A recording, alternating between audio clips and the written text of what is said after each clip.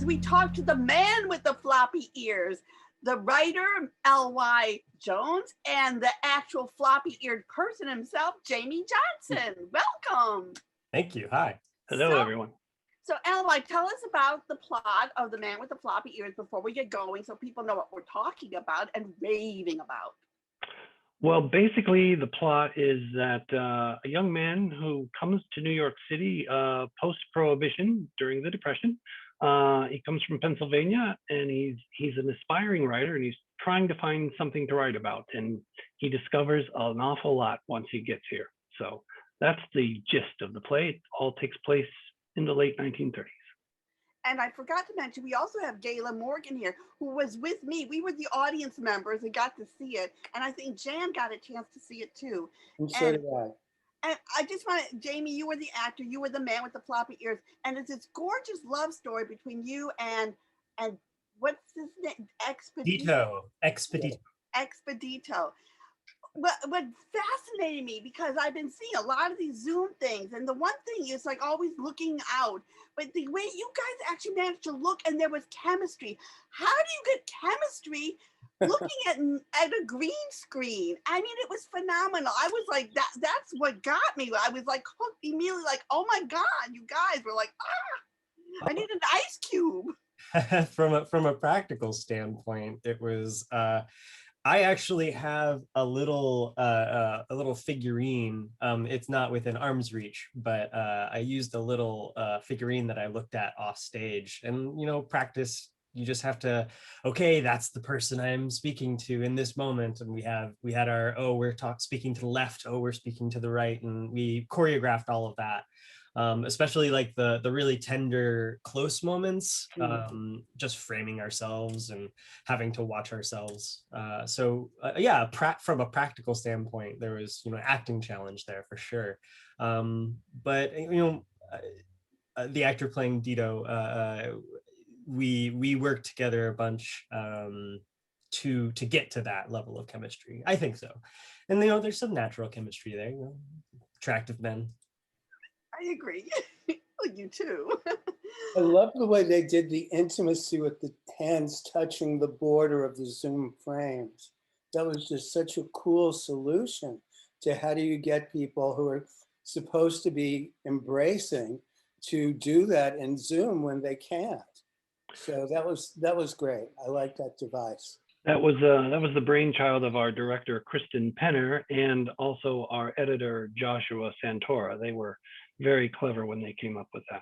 Why did you choose to write in the 20s and 30s? As a member of the LGBT community, I am horrified that from 1927 to 1967, the Wales Padlock Act prevented LGBTQ and interracial stories from being performed on stage.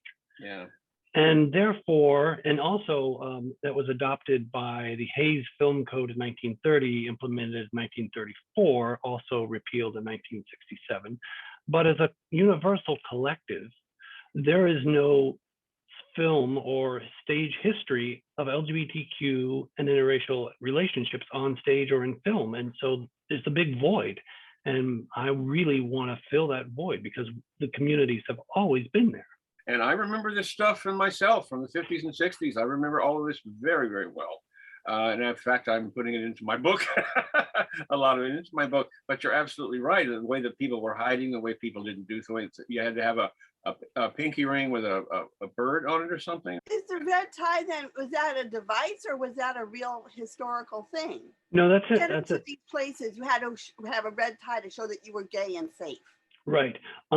Yes, no, that's actually historical. We used it as a device in the play to bring attention to it so that people just didn't think it was a room full of Republicans, basically. But it is true. It's kind of this thing that started in the late 1890s with Oscar Wilde. He used to wear a boutonniere, a green boutonniere, and for many years, people replicated that. And then things moved on, like in the 1920s, it was wearing a green suit. And by the 1930s, it became wearing a red tie. And actually, by the end of the 1930s, I understand that it moved on to suede shoes. So there were always these little different signifiers as it evolved. Not familiar with the gay community at that time. I found it really surprising and educational to see that even in the bars that were safe, you still could not display public affection. Like, these are all shocking things to people that haven't researched, you know? Right. And well, and that's the other most important part of this, is that the State Liquor Authority of New York worked together with the police authorities throughout the state to use alcohol outlets as policing devices.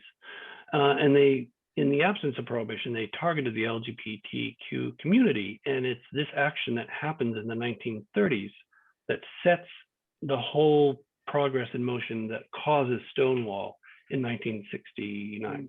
Mm-hmm. So it's not only are we telling a story that couldn't be told then, in a way it couldn't be told then, we're actually telling you real history. This event caused this 30 years later.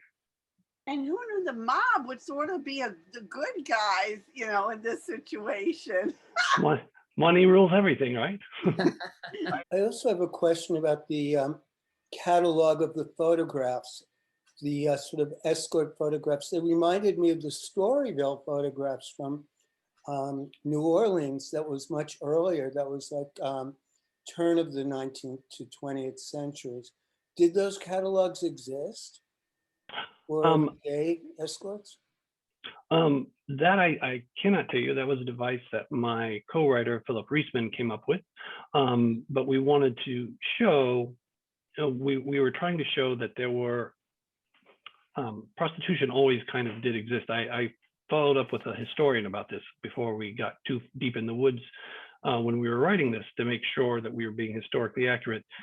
And he couldn't, verify that it was even more necessary or not, even though it was a depression for gay men or anyone to become more prostitution from that effect.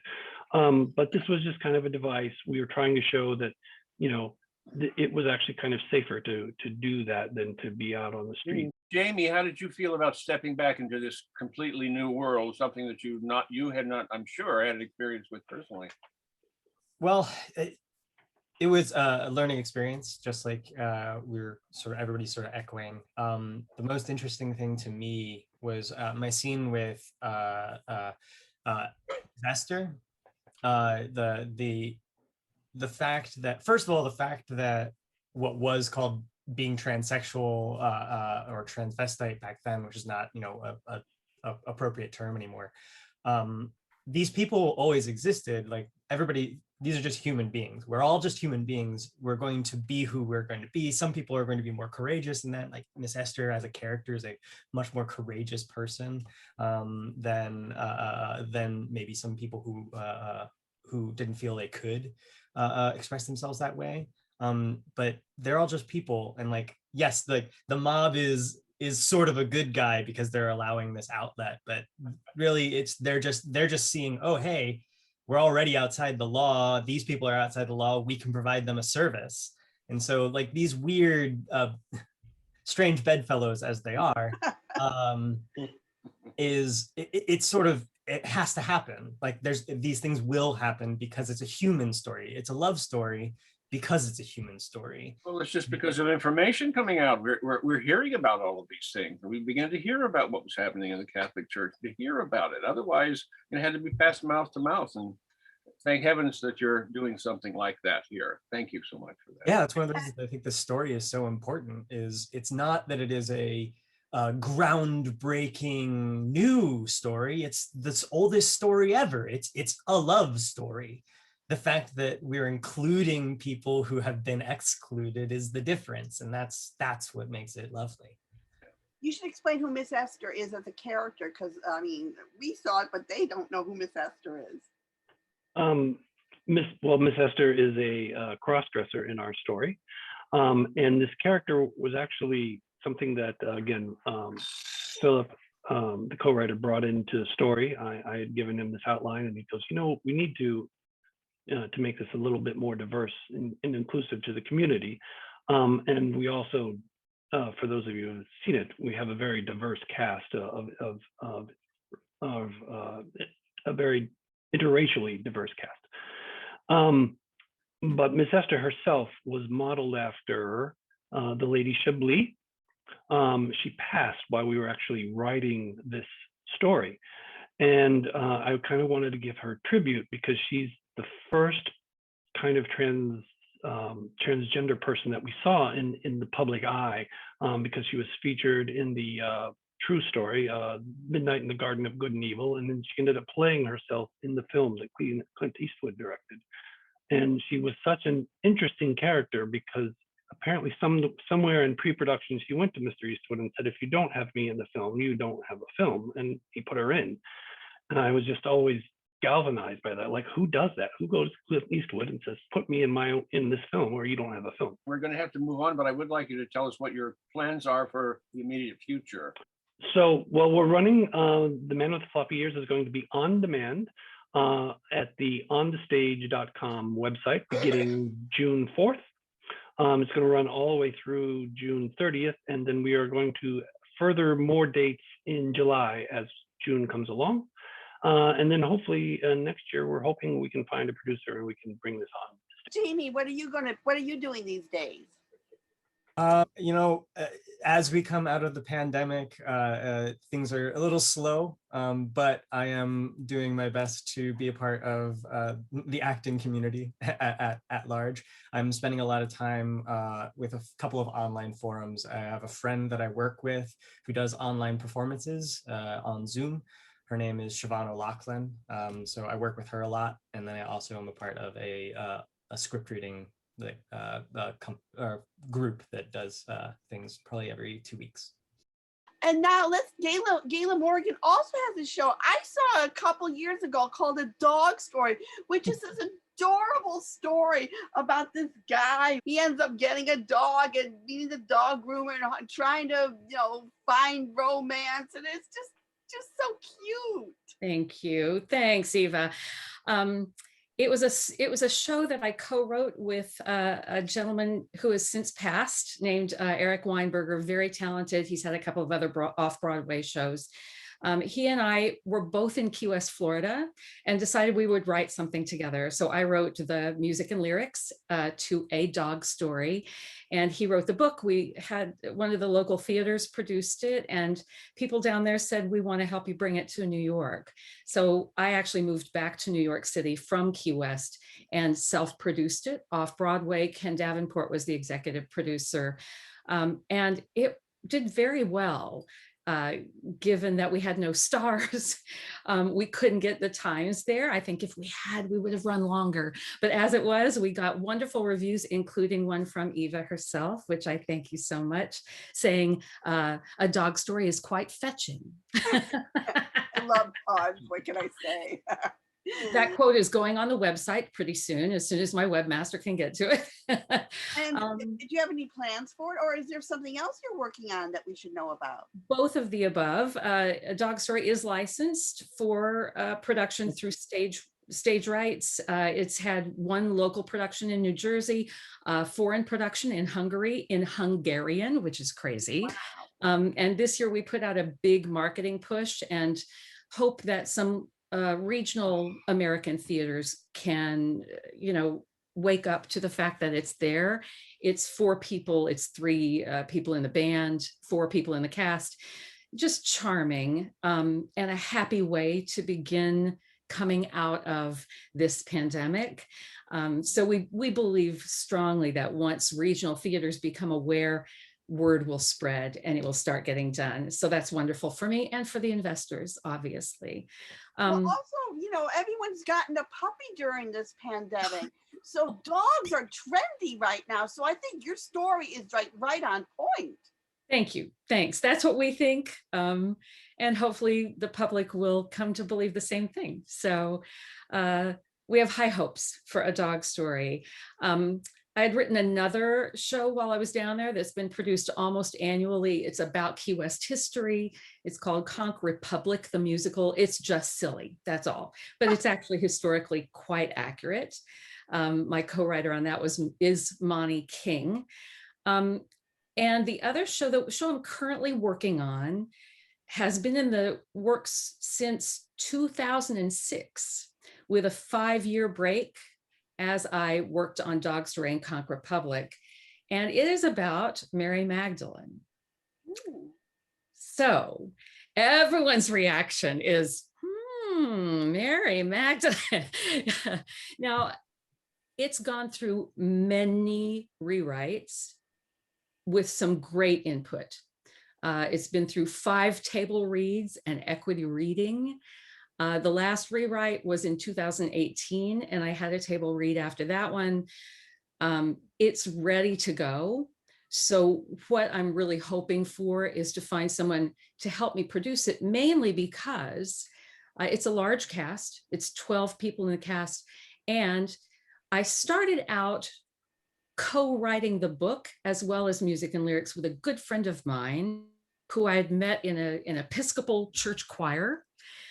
And in the first 2 years of writing together, she decided that she needed to become an Episcopal priest, which she did. And that means she turned over all the writing to me.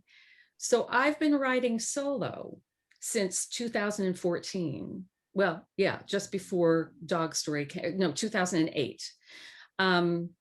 And I need some input. I need a good producer's eyes and ears. I need a director's eyes and ears to help me make the final transitions, because this story, although it's set in biblical times, is really just about a damaged woman who had something horrific happen to her in her childhood, coming to with who she is and re-embracing society and trust and love, which she has ceased to do as an adult.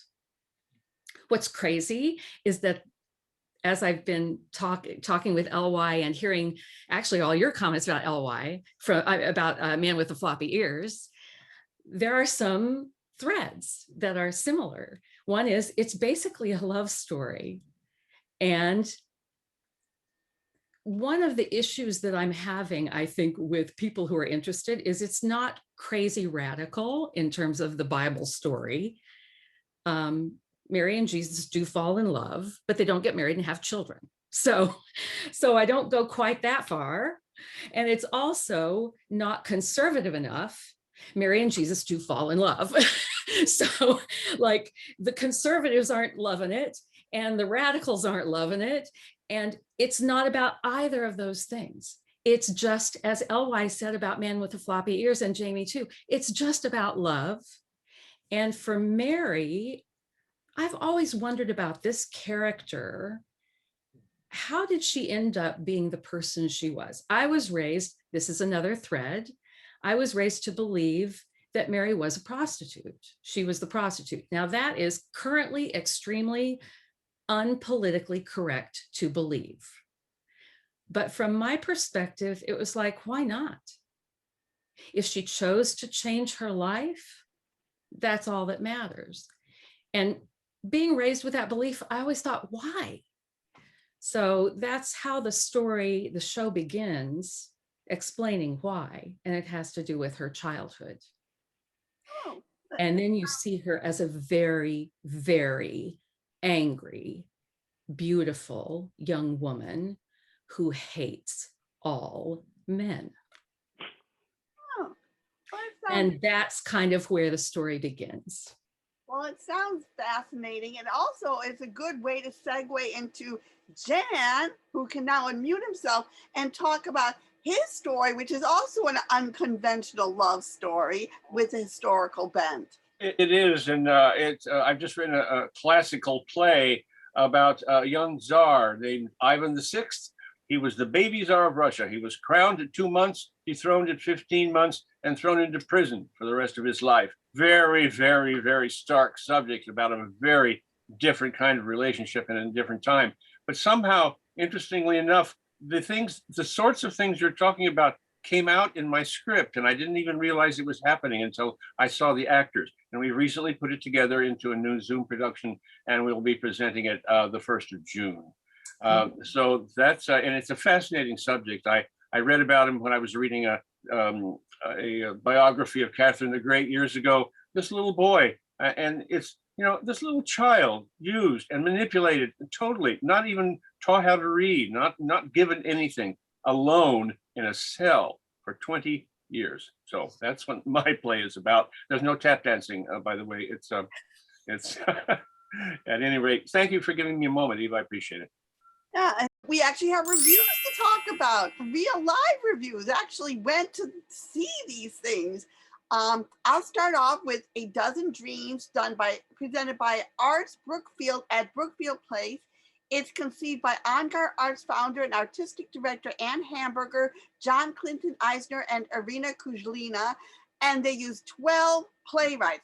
Alan McLaughlin, Andrea Thome, Mona Mansour, Rendara Santiago, Rehana Misra, Caridad Svich, Erika Dickerson Despanza, Martyna Majok, Jesse Peterson, Sam Shantz, Lisa Thurber, Emily Mann with the singer Keisha Lewis. And they gave a self-guided tour. We had earphones and we got to see some and their interpretation of dreams and nightmares, some familiar, unfamiliar, poetical, angry, whimsical, poignant. The actors' preparedness, loss of childhood home, family with nanny, boring dreams of cramming life into boxes, nature, city in a mouth, creatures clawing, toppling of white supremacy, secret catastrophe, dream of safety and peace where everyone speaks to each other and understands each other. And it ends with a hymn that leaves you beaming, laughing, and singing.